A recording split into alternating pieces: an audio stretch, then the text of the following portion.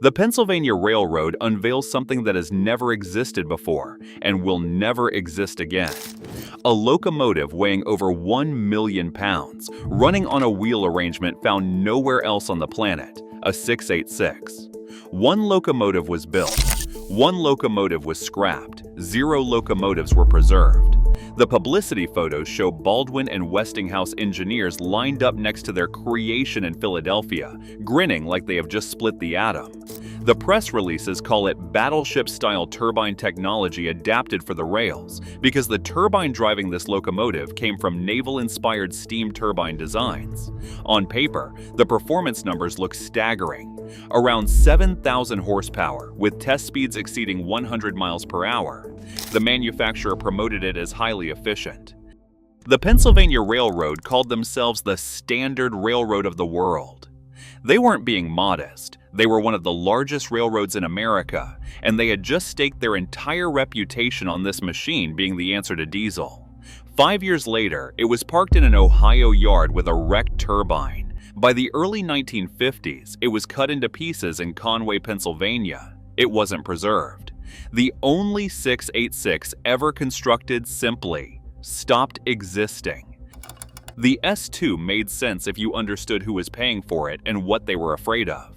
By the early 1940s, diesel locomotives were gaining ground everywhere. They cost less to run, needed fewer crew, and required almost no water stops. For most railroads, the economic math was getting impossible to ignore. But the Pennsylvania Railroad was not most railroads. The Pennsylvania Railroad moved enormous volumes of coal. Coal was their freight revenue. Coal was their locomotive fuel. Coal was woven into their entire corporate identity. If steam power died, they would end up hauling fuel for someone else's diesel locomotives while writing checks to General Motors every month. That was not a future anyone at Broad Street Station wanted to contemplate. So they went looking for a way to make steam competitive again. And they found their answer in the United States Navy. Warships had been running on steam turbines for decades. Turbines had fewer moving parts than reciprocating engines. No pistons slamming back and forth. No complex valve gear to maintain. Just a wheel spinning at high speed, driven by steam hitting thousands of precisely angled blades. Smooth, continuous power. Baldwin Locomotive Works and Westinghouse Electric pitched a locomotive built around this technology.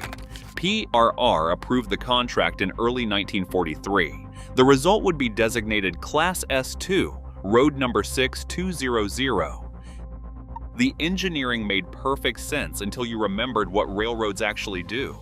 A ship's turbine works because ships cruise. A destroyer crosses an ocean at constant speed for days at a time. The turbine settles into its optimal rotation, steam flows efficiently, and the whole system hums along in thermal equilibrium. A locomotive does the opposite of everything a ship does. It stops at stations. It crawls through yards at walking pace. It accelerates out of curves and brakes hard into junctions. The speed changes constantly. The load changes constantly. Nothing about railroad operation even remotely resembles steady-state cruising across open water. The S2 turbine was designed to peak somewhere around 9,000 revolutions per minute. At high speeds, above 40 miles per hour, this worked.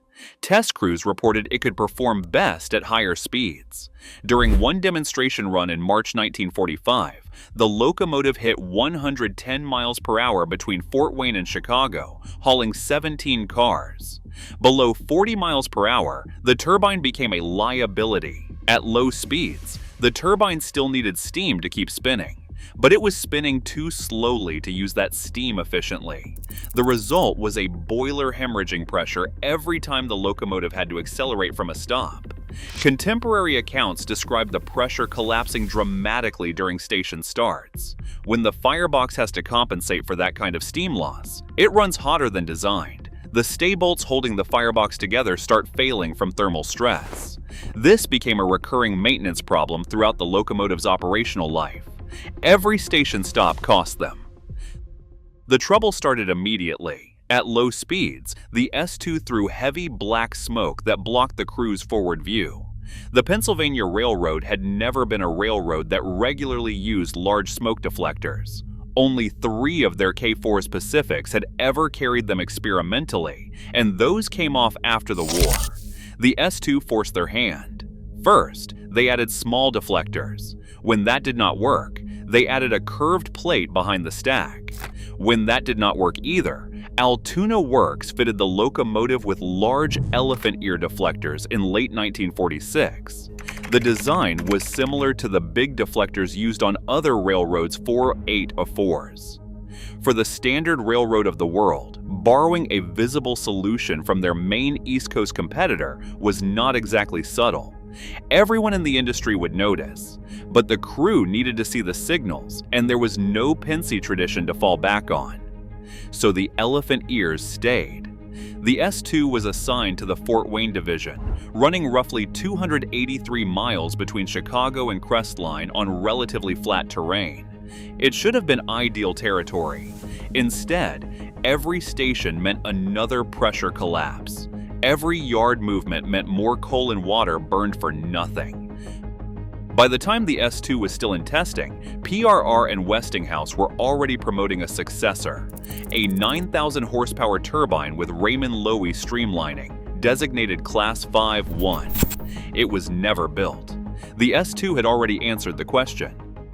In August 1949, the S2 suffered what contemporary sources describe only as severe turbine damage. No detailed failure analysis has surfaced in publicly available records. Whatever happened inside that turbine housing, it was enough to end the experiment permanently. The locomotive was pulled from service immediately and stored at Crestline, then moved to Altoona. Total mileage at the end was around 103,000 miles. For context, a successful freight locomotive might accumulate several million miles over a 30-year service life. The S2 lasted barely 5 years and never turned a wheel under its own power again. It sat in storage until January 1952, when it was officially retired. Later that year, it was scrapped at Conway, Pennsylvania. The Pennsylvania Railroad never tried another turbine locomotive. Neither did anyone else in America with any lasting success. The Chesapeake and Ohio built 3 turbine electric monsters around the same time period. Those locomotives spent more time sitting in the shop than actually hauling trains, and all 3 were scrapped by 1950. Norfolk and Western tested their own version in 1954. That one lasted until 1958 before the cutting torches came out. The diesel won. The fundamental physics of turbine operations simply could not be reconciled with the start-stop reality of railroad work. The technology that moved destroyers efficiently across oceans could not handle a passenger schedule with 12 station stops. What lasted was the model train. Lionel released an S2 in 1946, while the real locomotive was still being promoted as the glorious future of American railroading. The toy became a signature post-war catalog item. Production continued in various forms through the mid-1950s, years after the actual prototype had been cut into scrap metal. Today, multiple manufacturers still produce S2 models. High-end versions sell for several $100s. The sound systems include a turbine rushing effect because the real S2 never chuffed. No cylinders meant no exhaust beats, just a smooth hum that witnesses described as futuristic. More people now own a scale model of the S2 than ever watched the real locomotive pass through a station.